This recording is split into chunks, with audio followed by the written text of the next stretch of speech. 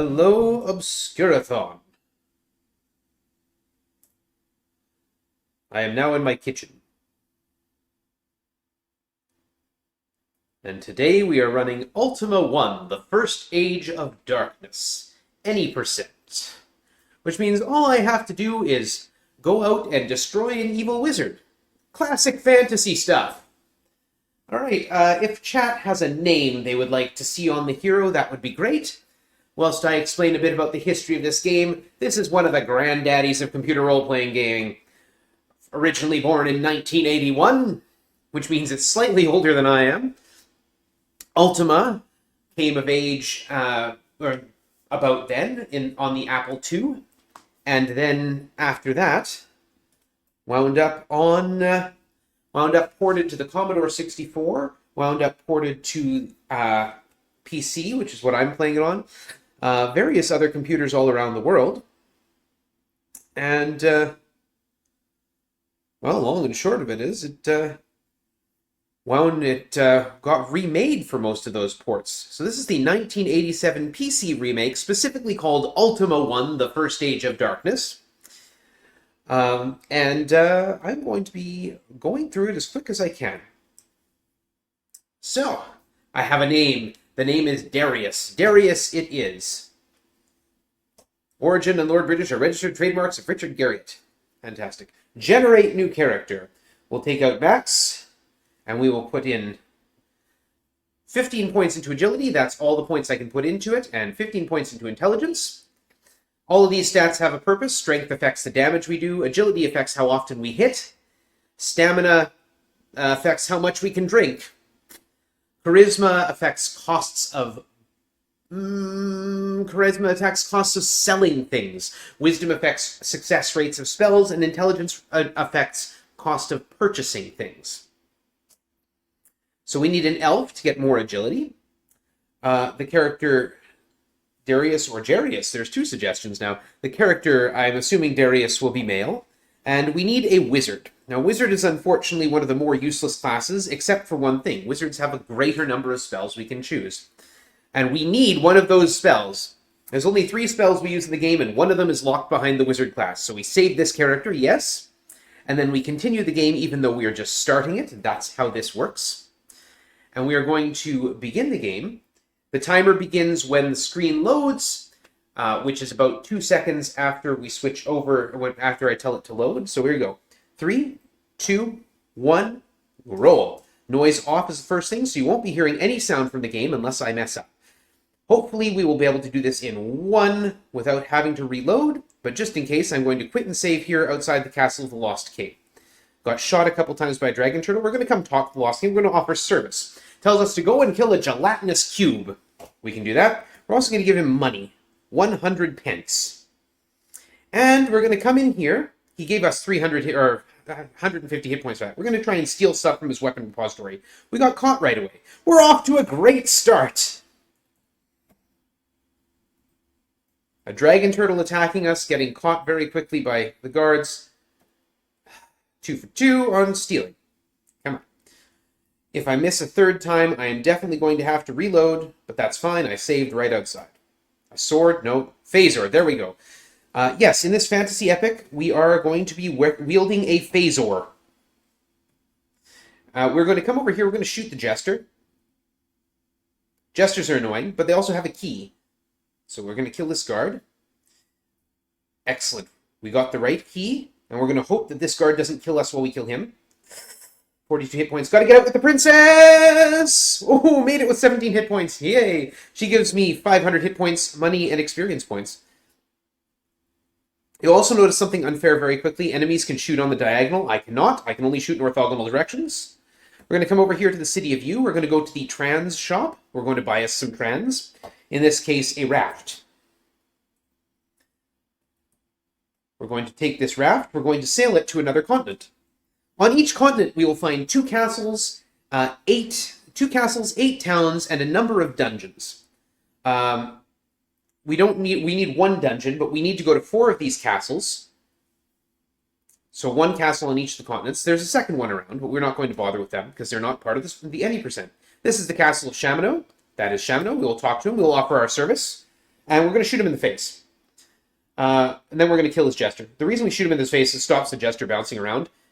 So we're going to then kill one of the guards. I always check the wrong one, because if I got the wrong key, that means I don't have to fight this guard right here. There we go. So there's 2 princesses rescued. We're 2 for 2 on princesses. Took us a while to get a phase ore, but we're 2 for 2 on princesses. That's good. And we're going to head over here. I need to get 1 more princess. Princesses are the primary form of grinding in this game. They give us experience. Experience is largely meaningless, except that we need at least 7,000 experience to complete the game. That's the only effect it has. Princesses also give us hit points and money, and we need both of those things. So we're going to head up here past this town. Going to head over here to this castle, the Black Dragon's castle. We're going to follow the same pattern. The jester's going to tell us the jester has the key. Offer service tells us to kill a lich. We're going to shoot him in the face. We're going to kill his jester. And we're going to kill his guard. So, I need this princess, so I have to go out and back in. So one of the updates that was made when this was converted to the PC, because the Apple II doesn't have a keypad, they decided to shorten to hotkey the attack command. So instead of going attack direction all the time, I can just hold down one of the keypad keys in the proper direction, and it will fire. The jester stole something. All the more reason to shoot him. Nobody likes jesters in the Ultima games. Well, that's 3 keys. The key you get is 50-50 chance. It's random chance based on the frame you enter the castle. Since I do not have frame-perfect reflexes, and I am not a TAS, this means that it's essentially a blind 50-50 chance. And try one more, then we'll have to reload. There we go. So the first marathon I ever ran this in, like I said, 50-50 chance, took me 11 tries to get that first princess, on a 50-50 chance. Do the math if you like. I did once before, I don't need to do it again. We're going to come to this town, we're going to go to the magic shop. Because I need to buy some spells. I'm going to purchase some ladder up spells. We're going to purchase 5 of those. 2, 3, 4, 5. We're going to purchase a handful of create spells. 2, 3. We generally only need 1. Marathon safety, because it's possible to fail. It's not likely to fail, but it's possible to fail. Marathon safety says I buy a bunch. I've had it fail multiple times in runs before. Not board, enter. What am I doing? Go up here to this magic shop. It's got different spells. We're going to use this by the ladder down spell. We only need 4 of these. We would not be able to buy the create spell or the blink or destroy spell if we were not a wizard. That's why we need to be a wizard, because we need that create spell. Blink and destroy sound awesome, but they're really not. Blink moves you randomly to another space in the floor of the dungeon you're on. And because it's completely random, it's actually completely useless. Destroy is not actually a killing spell. There is a kill spell. Destroy destroys a magic barrier that you can create using the create spell. Since we bought the create spell to create magic barriers, we don't want to destroy them.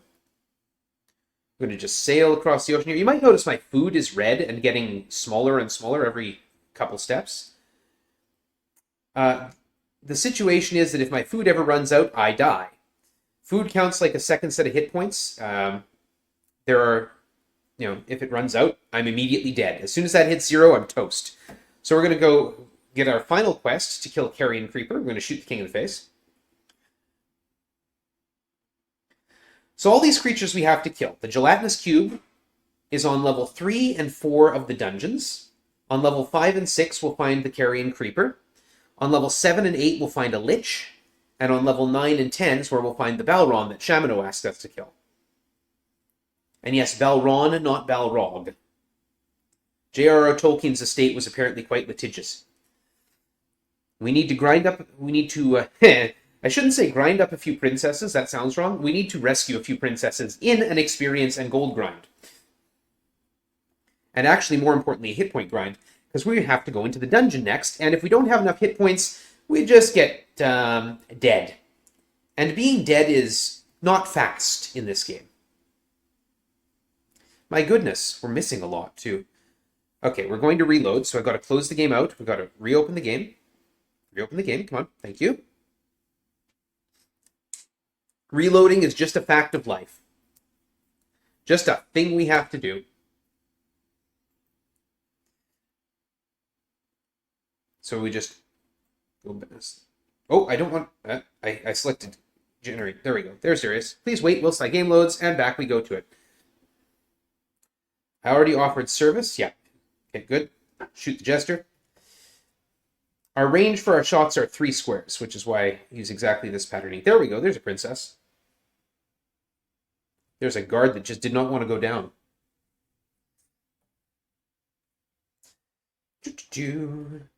Attack. Yep.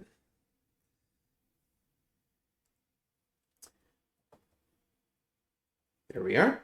The other thing that there's a hidden variable that matters as well. That's the step counter. At 3,000 steps throughout the game, like this is 1 step, every attack I take is a step, every turn I pass is a step. At 3,000 steps, the options in the shops open up. We've had three good princesses here. Don't want to mess this up. All right, out we go. Good. We're going to kill this squid. Thank you. 1 more and then money. So at 3,000 steps, the options for the shop open up, and then we can purchase a space shuttle.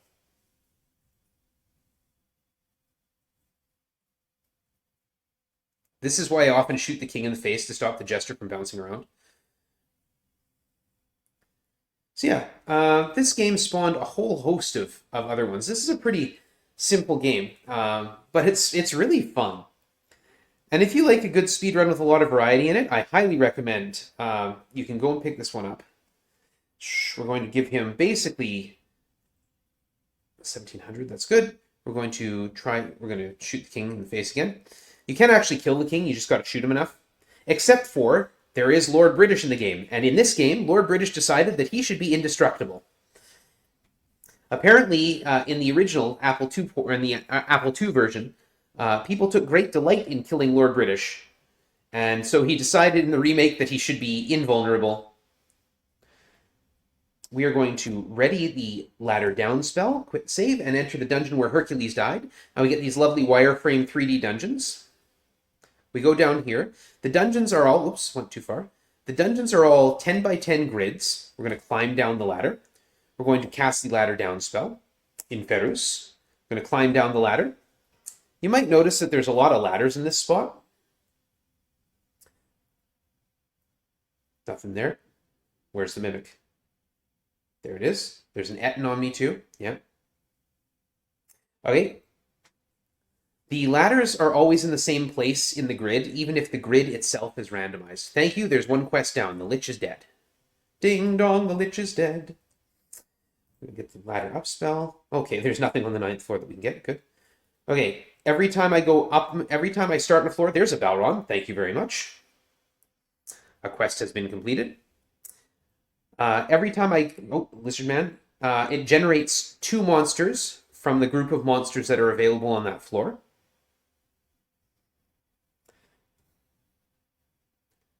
There's a Minotaur. There's always 2 monsters on the floor.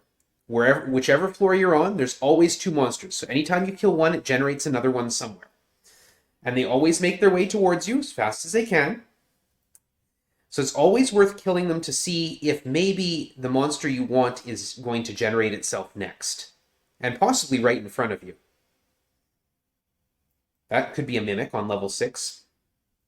What I really don't want to see on level 6 is gremlins, because they eat your food. And again, if my food ever hits 0, I'm instantly dead. There's a carrion creeper. We're done. All right, we need a gelatinous cube on level 3 or floor. 3 or 4. Level 3 or 4. There's a Cyclops. We're pretty safe at this point. There's a Viper out in the distance. It's dead.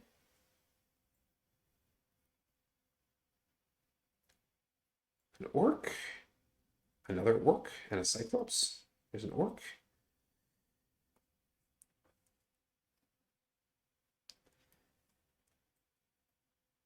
Viper, there's an Orc.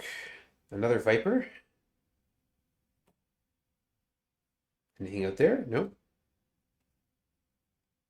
Gelatinous cube, please. Spider, Cyclops. There's a cube. Boom, done. The quest has been completed. And we use our ladder spell to climb out.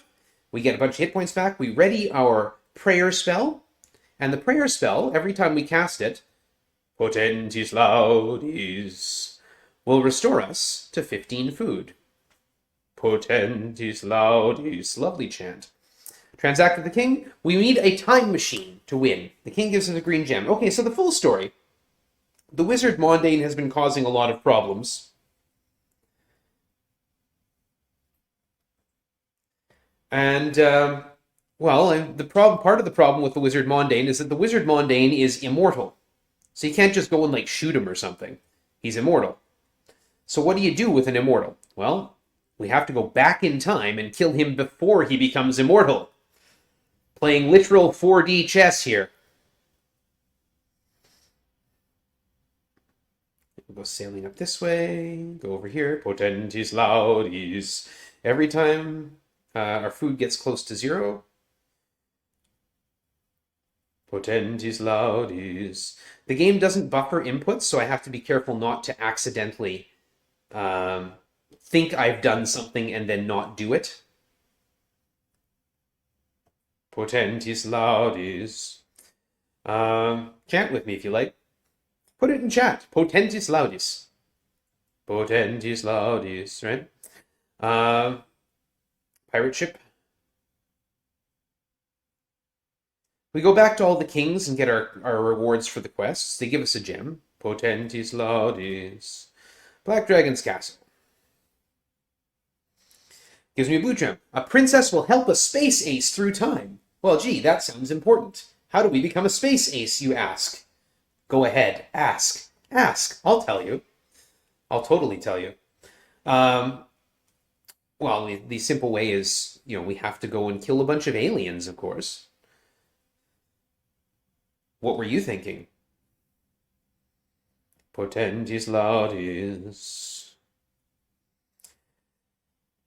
So yeah, in this high fantasy story, we have to become a space ace. We have to fly to the stars.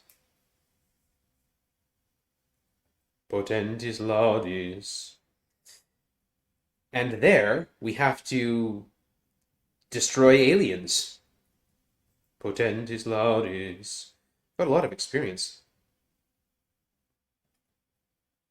More than I usually have. I guess Hidden Archer. Just looks like a tree unit. Just looks like a tree, but he's going to shoot arrows at me because he's a hidden archer. You can see the little white bow in the woods if you look.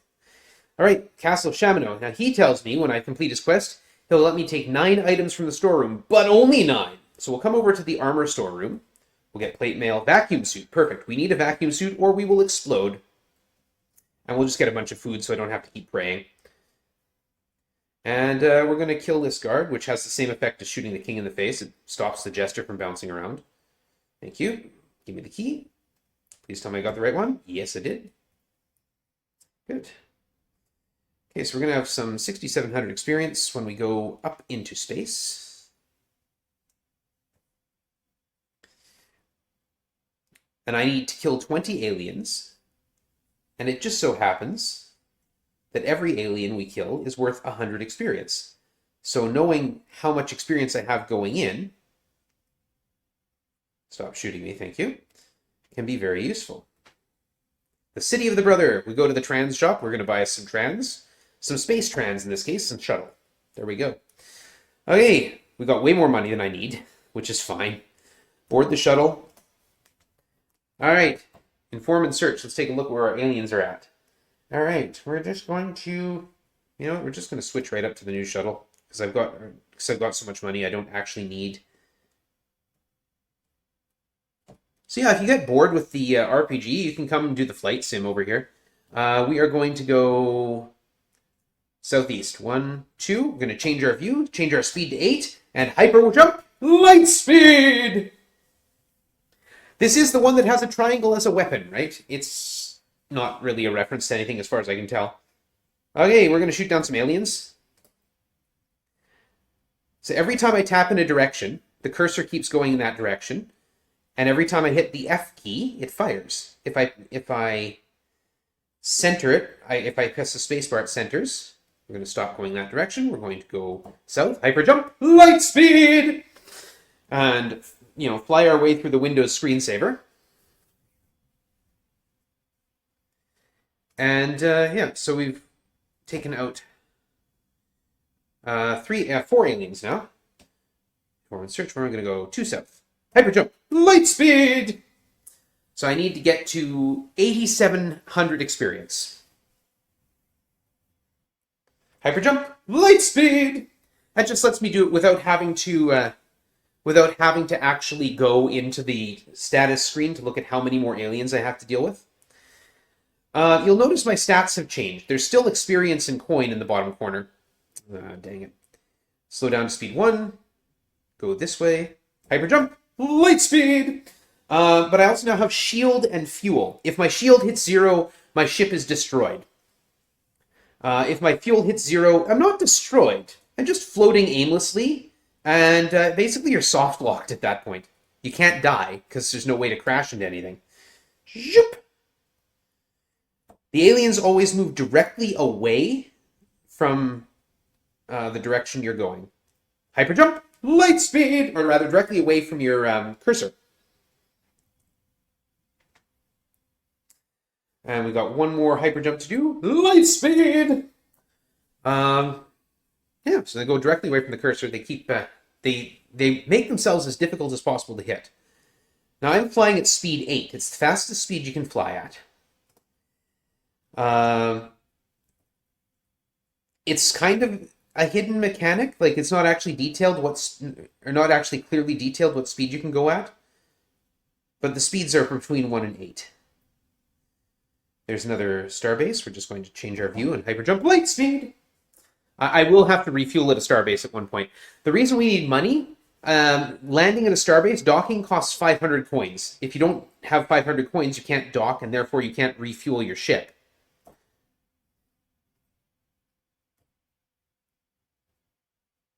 Hyper jump, light speed. Let's see here. We got, what, 9 more to go. Yeah, 8,700, right? Oh, I'm not going to catch him. Enemies come in clusters of 1 to 3. Which way am I going to go? I'm going to go... No, we're going to go one more to the east, because we're going to refuel. Enemies come in clusters of 1 to 3. So if I see a group of H's together, maybe it's one, maybe they're all singles, or maybe there's actually three enemies in all of those. We're going to retro our way back here. The only way to go.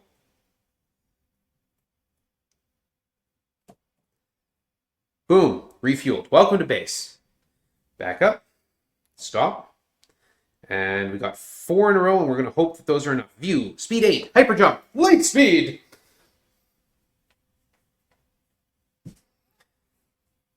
Here we go. Yeah, I shouldn't have gone after that one. I knew I couldn't catch him. Hyper jump, light speed. 6 more to go. So yeah, this is basically 5 different game modes in one. I chased 2 of them I shouldn't have chased. So yeah, we've got the overworld, and then the towns and castles look different, and then there's the dungeons, which are completely different, and there's this whole flying stuff. Hyper jump, light speed! And, so it's a lot of fun, though. It's well worth playing. If you have an interest in the history of old RPGs, they do shoot at us. That's why my shield has been damaged. Aliens hit somewhere between 300 and 400 damage. The original shuttle I came in on had 1,000 shield and 1,000 fuel. Normally I use that to take out a couple aliens. Should only need 1 more. But I had so much money right now. I've got so much coin. Thou hast achieved the rank of Space Ace. And where am I going from here? Straight east. Hyper jump, light speed! The shuttlecraft, which only has 1,000 shield and 1,000 fuel, is the only ship that can enter the atmosphere of a planet. So if I try to enter the atmosphere of a planet in this ship, just explode. It's not meant to go into the atmosphere.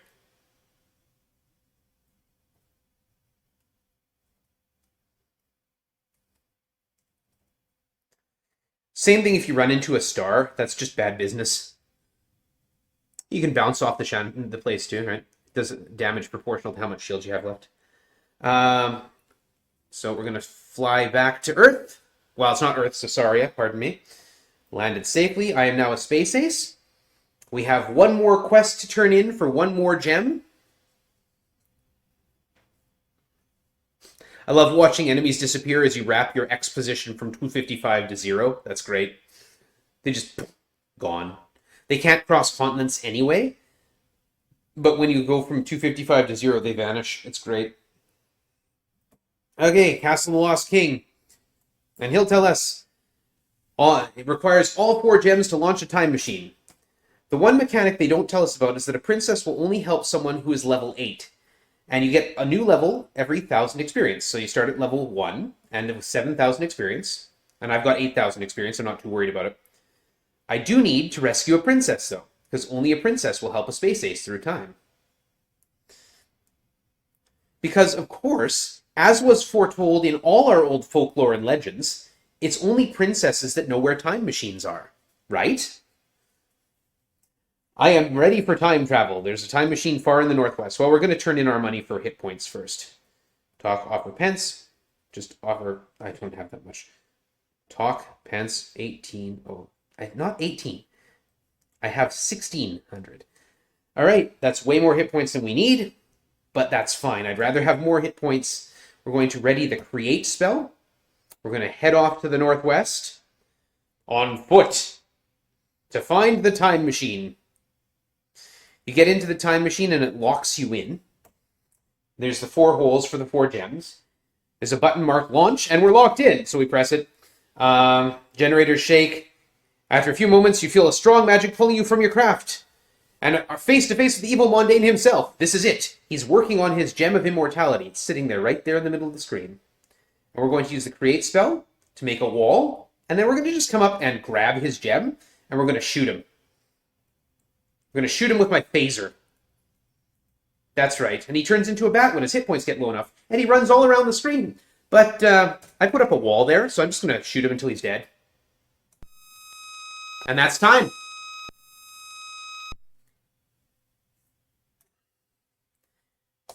And of course, it ends with a dramatic reading. A rain of silver lightning heralds the death of Mondaine. Fleeting glimpses of fates avoided rush through thy mind as the arcane power of the mage's dying scream echoes in thy ears. 1,000 years pass in but a moment's time as a strange sleep overcomes thee. Upon awakening, thou dost find thyself in new surroundings. A stately youth in violet robes help thee to thy feet.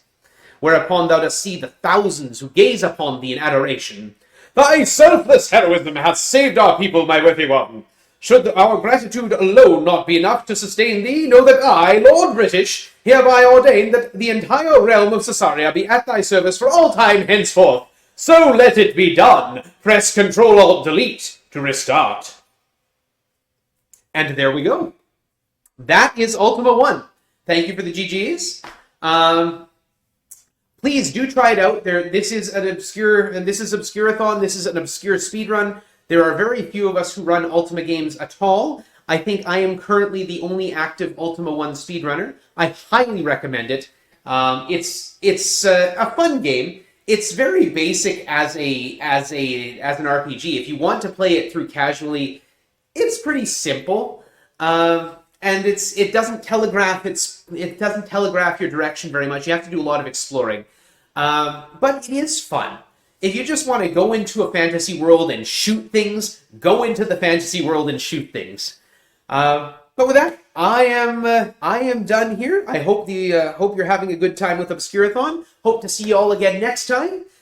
Please come follow me on Twitch. We're having a good time over there too, and we'll see you again. Take care.